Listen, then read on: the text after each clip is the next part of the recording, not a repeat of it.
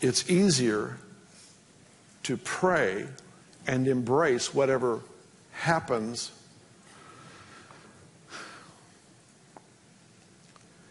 it's easier to pray and believe that in prayer you've turned everything over to God, and so whatever happens is the will of God, than it is to accept responsibility for the issue. Because sometimes the Lord does not want to answer the prayer to you. He wants to answer it through you. And he scolded the disciples for the smallness of faith when they didn't stop the storm and they asked him to.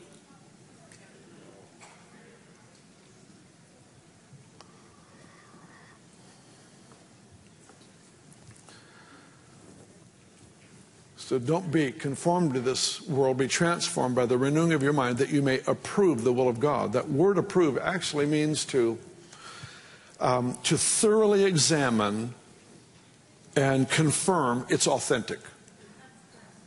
That's fascinating to me. To thoroughly examine. Let's just say, since it's my story, that I'm an art appraiser, and I've studied my entire life. I've studied the paintings of Van Gogh, and I know every brush stroke. I know the history behind every painting. I know just everything about him. And so when anybody wants that painting to be verified that it's authentic, they call me, and I spend time. I do the tests. I do all this stuff, and am able to confirm. So let's say that your great aunt died and left you her estate, and you go back into the bedroom and there is this painting, and it is signed Van Gogh, and it's not a print, it's actually with oils.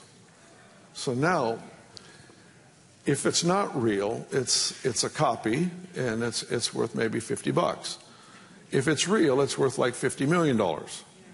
So you might want my opinion on whether or not it's the real deal. And so you bring it in for an appraisal. And so your whole family estate is hanging on whether or not I confirm that it's the real deal. And so I run it through all the tests. I come to this conclusion that what you have is actually a Van Gogh painting. This is an unknown Van Gogh painting that your aunt has held in secret for all these years. And you have something that is now worth tens of millions of dollars. Congratulations. Let's say that you have a problem in your body, and you have two very good friends, both very mature, they live in accountability, they live in community, they're very responsible people, and they call you on a particular morning, and they say, they call me and say, Bill, I had a dream about you last night.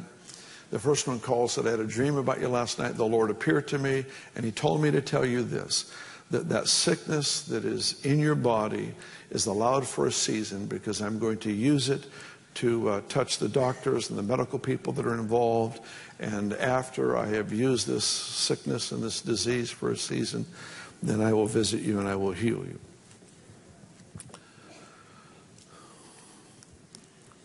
And then I get another phone call, and a friend calls and says, Bill, I had a dream last night. In this dream, the Lord appeared to me and told me to give you this message, that this disease is not from him. And this Sunday morning as you worship, the Spirit of God is going to fall upon you, and that affliction is going to be broken off. I've just been given 2 paintings.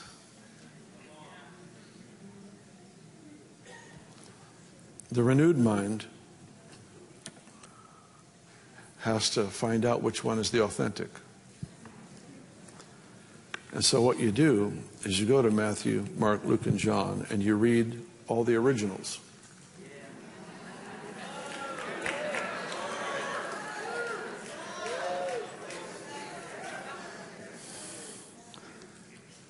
And you go through and you find out Jesus had no toleration for affliction. He didn't approve of disease ever, even though there would be a righteous ending. Now, that's not to say God can't use something, but, let's be honest, he can use the devil. He can use the devil in his rebellion. He can use him as a chess piece on a chessboard. He can move him around however he wants. Sometimes, because of God's ability to use a problem, we have concluded that God approved the problem. And so, careful examination of all the previous paintings brings me to the conclusion that the first dream is not authentic. And it's important because the renewed mind has to give approval. It has to be able to give the amen so that what God has wanted to do actually gets done on the earth, gets done on the planet. We look at what has been decreed. And there are prophetic decrees, there are teachings, there are all kinds of things that have been decreed over our cities, over our lives, our churches, our family lines, all this stuff. And we are constantly given paintings. We're constantly given things to approve through the mind of Christ, whether or not that is actually a gift from God to us, or if it's there to undermine. And it's vital that we learn through intimacy and through relationship, through encounter with God, we learn to sense and to feel His heartbeat. It's not just this. It's not just an attitude that we develop naturally against sickness or against poverty or against whatever. It's learning to hate what He hates because we've learned to love what He loves. And in that posture, you start to feel the actual heartbeat of God regarding a matter. If you've ever seen anybody die with cancer, die with any of these horrible diseases, I don't know how anyone could look at that and say, God gave that as a gift to the family to bring us closer together. Thankfully, He can use it to bring people together. But that is a devil. It is not from God. It is not from God. And it cannot enter the mind that that is okay. It cannot.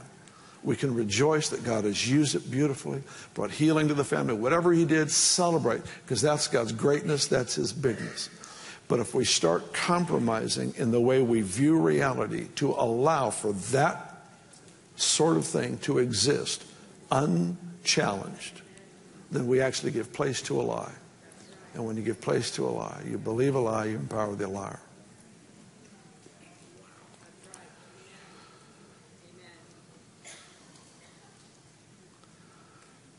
Godly thinking is a weapon of warfare. It is what positions us to destroy realities in which the demonic realm exists.